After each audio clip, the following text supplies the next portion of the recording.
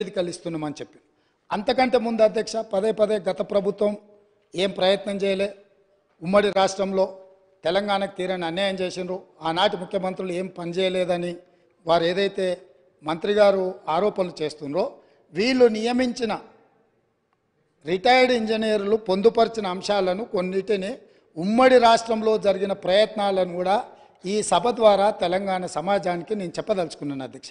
ఎందుకంటే వాస్తవాలనే ఇక్కడ చర్చించాలన్న ఆలోచనతోటి మనం ప్రత్యేకమైన చర్చను మా మంత్రివర్యులు ఉత్తమ్ కుమార్ రెడ్డి గారు దాదాపుగా నిద్రపోని రాత్రులు గడిపి నాకు తెలిసి వారు సరిహద్దుల్లో సైనికుడుగా మోహరించి యుద్ధాన్ని ఎదుర్కొని వచ్చిన సైనికుడు సరిహద్దుల్లో కూడా వారంత బరువైన గుండెతోని ఉన్నారో లేదో నాకు తెలీదు.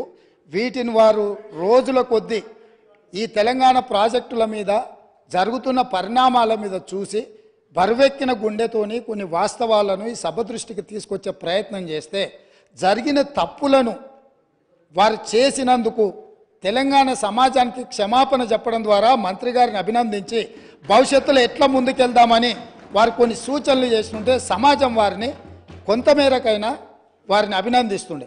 కానీ ఎదురుదాడి పూర్తిగా అంటే మంత్రి గారు వాస్తవాల ప్రాతిపదికన ఇచ్చిన పవర్ పాయింట్ ప్రజెంటేషన్ కూడా తప్పుల తడక అని చెప్పి దూషించడం ద్వారా గతంలో జరిగిన తప్పులను కప్పిపుచ్చుకోవడానికి తీవ్రమైన ప్రయత్నం చేస్తున్నారు అధ్యక్ష.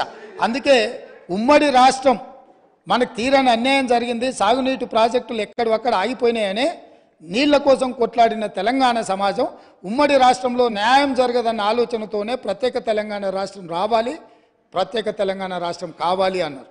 తెలంగాణ ఇచ్చింది మేమే, తెలంగాణ తెచ్చింది మా వాళ్ళు. అక్కడ ఉన్నాడు పొన్నం ప్రభాకర్ గారు, రాజగోపాల్ రెడ్డి గారు, వివేక్ వెంకటస్వామి గారు. ఈ సభలో చాలామంది పెప్పర్ స్ప్రేల బారిన పడి ఆనాటి మూకల దాడిలో ఎదురొడ్డి నిలబడి కొట్లాడి తెలంగాణ బిల్లును ఆమోదింపజేసిన సభ్యులు చాలామంది, అంజన్ కుమార్ యాదవ్ లాంటి వాళ్ళు, సురేష్ షెట్కార్ లాంటి వాళ్ళు, బర్లాం నాయక్ లాంటి వాళ్ళు, సిరిసిల్ల రాజయ్య లాంటి వాళ్ళు ఎంపీలు ఎంతోమంది ఉన్నారు అధ్యక్ష. ఇదంతా చరిత్ర కళ్ళగట్టినట్టు. పార్లమెంట్లో లైవ్ రికార్డులన్నీ తీయండి. ఆ రోజు బిల్లు ప్రవేశపెట్టినప్పుడు చంద్రశేఖరరావు గారు ఎక్కడుండే, ఈ సభ్యులందరూ ఎక్కడుండేనో ఒకసారి చరిత్రను కూడా చూడాల్సిందిగా తమకు విజ్ఞప్తి చేస్తూ ఉమ్మడి రాష్ట్రంలో జరిగిన కొన్ని అంశాలను నేను చదివినిపించదలుచుకున్నా అధ్యక్ష. Both Andhra Pradesh and Maharashtra government entered into an agreement